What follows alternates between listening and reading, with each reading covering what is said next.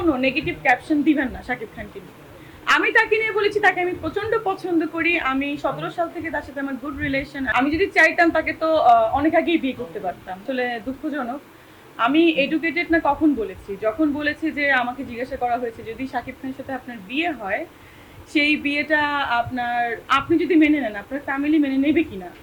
সেই ক্ষেত্রে আমি বলেছি আমার ফ্যামিলি মেনে না নেওয়ার দুটো একমাত্র ব্যাপার, সেটা হচ্ছে সে ম্যারিড পার্সন, আপনারা জানেন, এবং আরেকটা ব্যাপার হচ্ছে যে সে আমাদের ফ্যামিলির সবাই আসলে এডুকেটেড, গ্রাজুয়েশন লেভেল বিলংস করে। তো সেই দুটো ক্ষেত্রেই আমি বলেছি যে এই দুটো ব্যাপারে হয়তোবা নেগেটিভ আছে, বাট এভরিথিং মানে একটা মানুষের তো নেগেটিভ পয়েন্ট অনেক থাকতে পারে, বাট বাকি সব পয়েন্টে কিন্তু পজিটিভ। কিন্তু এই পজিটিভ পয়েন্টগুলো না লিখে শুধুমাত্র নেগেটিভ ক্যাপশন দিয়ে আপনারা অনেক অনেক ভিউ পেয়ে যাচ্ছেন। মানে আমি যেটার জন্য আপনাদের কাছে বলবো যে এরকম ক্যাপশন কাইন্ডলি আপনারা দিবেন না, কারণ একটা ভালো রিলেশনকে এরকম ক্যাপশন দেওয়ার কারণে নষ্ট হচ্ছে। সেকেন্ড থিং, আমার যোগ্য না, আমি কিন্তু কখনোই এই কথাটা বলিনি যে শাকিব খান আমার যোগ্য না।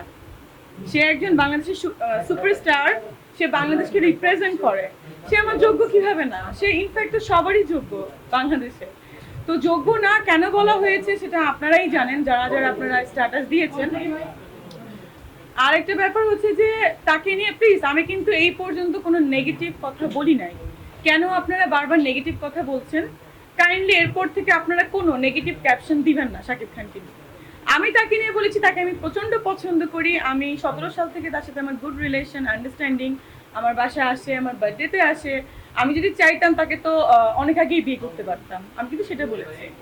তারপরে আমাকে প্রশ্ন করা হয়েছে যে তো সাকিব ভাইয়া 17 সাল থেকে সাকিব ভাইয়ের সাথে আমার খুবই ভালো রিলেশন। দুটো ছবির সাইনিং তখন হয়েছিল, আপনারা জানেন, নিউজ দেখেছেন। তার পেজেও একটা লিঙ্ক আছে, আমি দেখাবো একটু পরে। সে নিজে শেয়ার করেছিল যে সাকিব খানের সাথে আমার ছবি হচ্ছে, সেটা ছিল 17 সালে। বাট সামহাও কিছু ব্যক্তিগত কারণে, তার ব্যক্তিগত কারণে ছবিটা হয়নি। এবং আমাদের যারা সেই ছবির প্রডিউসার ছিলেন, মানে সামহাও হয়নি। তো তার সাথে কিন্তু আমার খারাপ রিলেশন এটা কিন্তু না, এখনো তার সঙ্গে আমার খুব ভালো রিলেশন। আমাকে বারবার প্রশ্ন করা হচ্ছে যে শাকিব খানের জন্য একটা তৃতীয় পাত্রী দেখা হচ্ছে। আপনিও ডক্টর, আপনিও বিদেশে পড়াশোনা করে এসেছেন, সেই পাত্রীটা আপনি কিনা গুঞ্জন শোনা যাচ্ছে। তো এই ব্যাপার আমি শুধু ওখানে বলেছিলাম কি খেলার মাঠে যে আর্টিস্টদের সবচেয়ে সাসপেন্স থাকা প্রয়োজন। তো আমারটাও থাকুক না সাসপেন্স, আমি কেন বলবো? যদি আপনারা মনে করেন ওকে ফাইন। তো আমি এটাই চেয়েছিলাম যে আমি কদিন পরে এটাকে নিয়ে, সাকিব ভাইয়াকে নিয়ে পাশে নিয়ে কেন এটা করা হয়েছে